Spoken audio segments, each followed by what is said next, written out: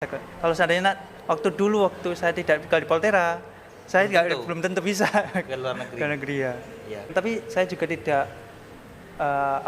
tidak menyanyiakan kesempatan untuk bisa berkuliah di luar negeri. Bahasa apa yang digunakan oleh Mas Lau waktu itu? Bahasa tangan. Bahasa isyarat ya. Bahasa isyarat. Jadi kalau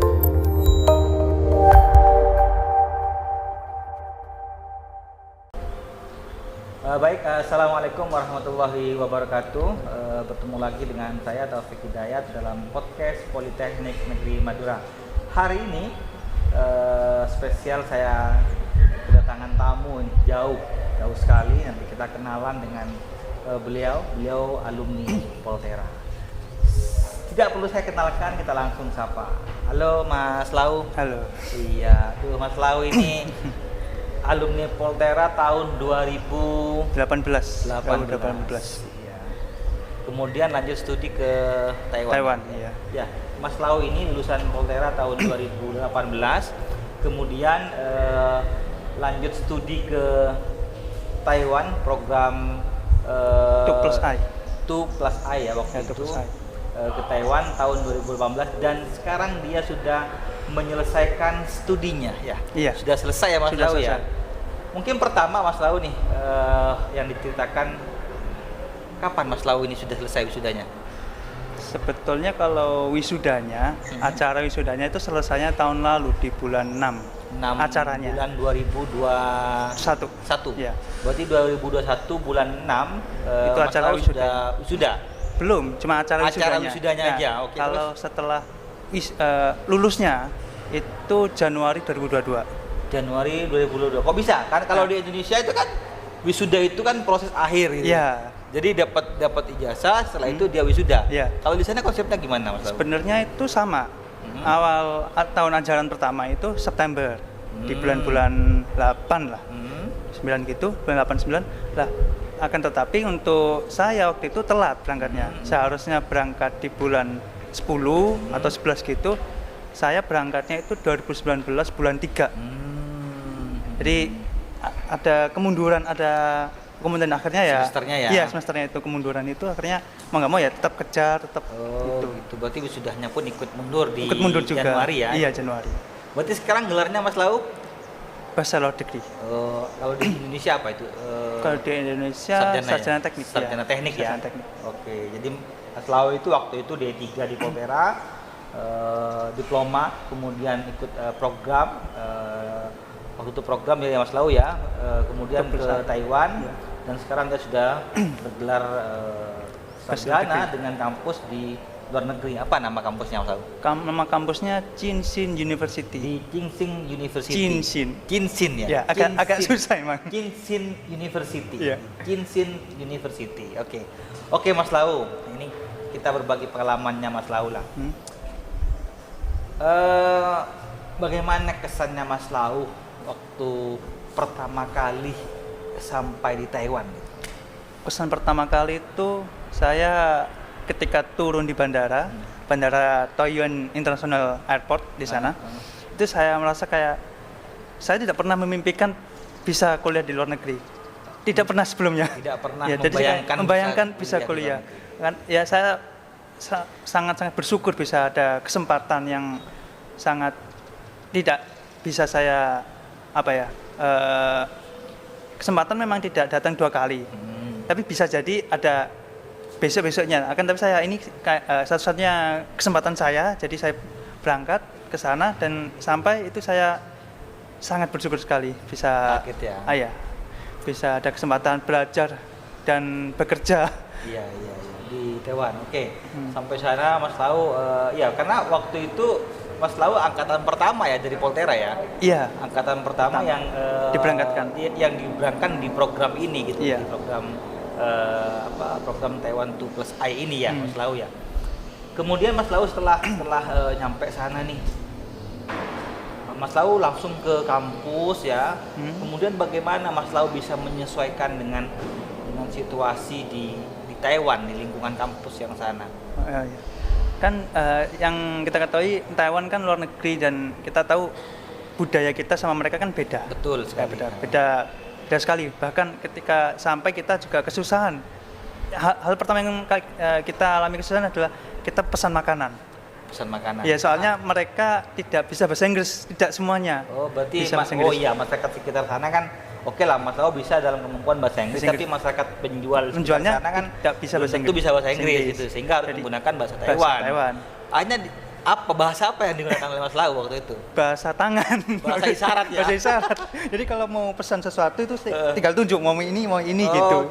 Tapi lambat laun kita juga paham, mungkin lama-lama udah terbiasa ya? Mungkin kita ada bilang ini dalam Mandarin ceke atau bilang itu nake gitu. Lama-lama udah terbiasa bahasa di sana ya. Iya. Awal-awal pakai bahasa isyarat mau nggak? Oke. Kalau itu di luar kampus lah. Ya. Kan? Kalau di dalam kampusnya gimana, Mas Lau? Kalau di dalam kampus pertama kita mendapat dosen itu alhamdulillah juga dosennya baik-baik, dosennya profesor baik-baik. Jadi pertama itu ada perantara, ada namanya IO International Office. Itu dia sebagai pengantar dari dosen ke kita. Oh, jadi dia penerjemah. Ada transitnya ya, gitu, ada penerjemahnya. Dia menerjemahkan dari bahasa Taiwan ke bahasa Inggris, ke bahasa Indonesia. Oh, terus gitu.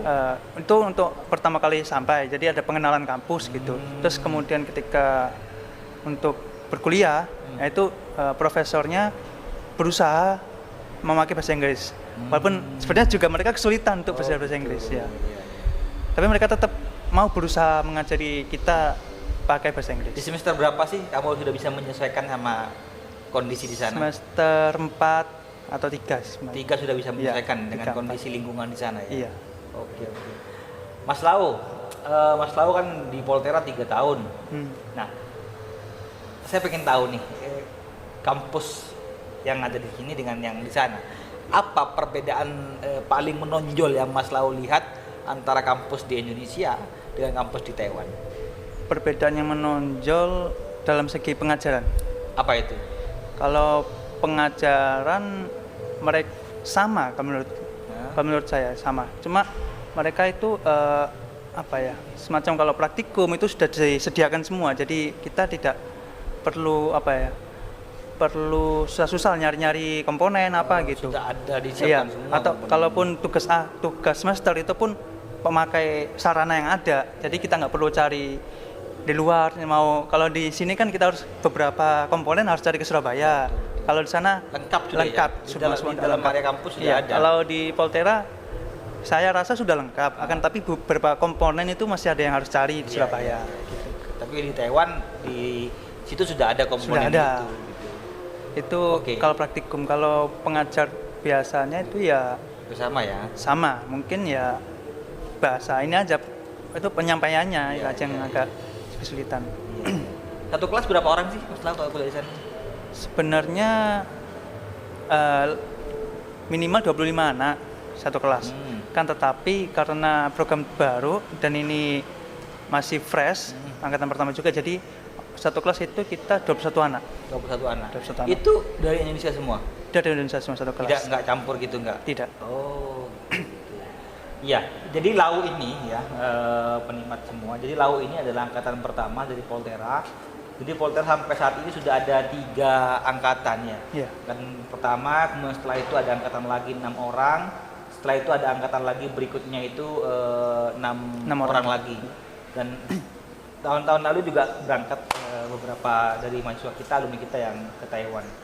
Jadi alumni kita yang di Taiwan itu lumayan cukup banyak, dan ini Lau merupakan lulusan pertama yang dari Poltera yang melanjutkan studi ke Taiwan. Jadi programnya itu waktu itu mereka berangkat dibiayai oleh pemerintah ya. Dan biaya hidupnya beberapa bulan ya. Iya, beberapa bulan oleh pemerintah, dan setelah itu mereka juga di sana kuliah sambil bekerja, sehingga mereka bisa hidup dan membayar biaya kuliahnya dari kerjanya itu. Oke Lau, lanjut. Kesulitan enggak Lau? Kan kamu setelah itu kan kuliah nih sambil kerja. Bagaimana kamu bisa memanajemen waktu itu? Di sana pertama di sana bekerja bukan bekerja kasar atau gimana ya. Di sana itu kita sebutnya part time. Atau bahasa Mandarinnya, bahasa sananya itu takong.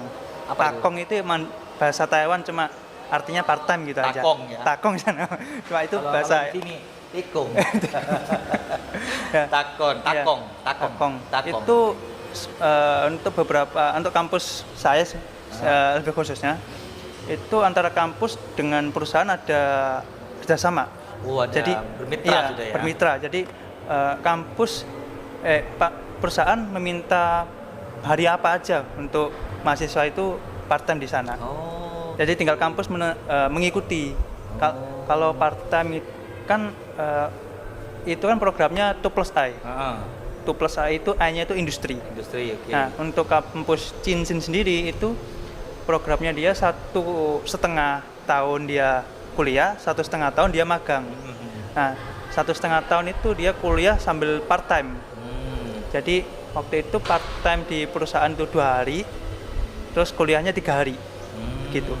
Itu 2 hari kerja, 2 hari kerja, 3 hari kuliah. 3 hari kuliah. Ya. 2 hari kerja, 3 hari kuliah. Itu waktu itu saya kuliahnya Senin, Selasa, Rabu, terus Kamis, Jumatnya part time. Gitu. Atau kalau mau masih kurang pemasukan, Tambah lagi. Sabtu Minggu. Gitu. Berarti industri sana banyak banget Mas Tahu ya? Banyak banget industri. Industri ya. Itu industri apa sih? Komponen atau apa? Banyak, ada industri tekstil, ada elektronik, ada spare part, banyak. Komponen-komponen gitu ya. Ya, ada komponen, ada perakitan, ada juga makanan. Ya. Jadi kampusnya Mas Lau itu memang sudah bermitra dengan beberapa industri yang banyak itu. Dan industri itu memang meminta ya, menjadwalkan mahasiswa nanti untuk kerja di situ. Kerja di situ pada hari apa? Memang banyak mahasiswa kerja di situ ya. Banyak. Ya untuk apa ya? Mencari uang saku tambahan atau untuk biaya hidup atau untuk biaya mungkin ada itu bayar SPP ya. Oke, sudah 3 tahun nih di Taiwan. Apa hal terbesar apa yang kamu alami selama di Taiwan? Selain pasti kan kangen nih kangen sama suasana rumah, suasana di Indonesia, apa hal terberat yang kamu alami saat itu? Hal yang terberat yang saya alami itu puncaknya pada semester terakhir. Semester terakhir? Iya, itu pun saya juga tidak menyangka hal itu juga bahkan terjadi. Bahkan waktu itu saya mikirnya insya Allah keluarga saya aman di Indonesia gitu. Tapi saya nggak menyangka bakal terjadi juga di keluarga saya. Apa itu? Yaitu pada, saya masih ingat, jadi pada bulan 7 terakhir, awal bulan Agustus, itu bapak saya meninggal. Orang tua saya meninggal. Itu pun saya juga sebelumnya sempat ingin pulang, ingin merawat bapak, kan tapi ya keadaan juga tidak bisa mengizinkan saya. Itu di masa-masa pandemi ya? Masa-masa pandemik.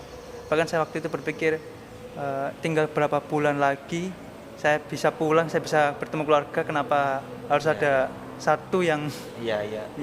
Berarti udah menjelang kamu selesai proses perkuliahannya, orang tua meninggal waktu itu, jadi kamu bimbang ya antara pulang atau tetap bertahan di Taiwan. Akhirnya kamu memilih untuk bertahan. Iya, jadi Mas Lau ini memilih bertahan waktu itu.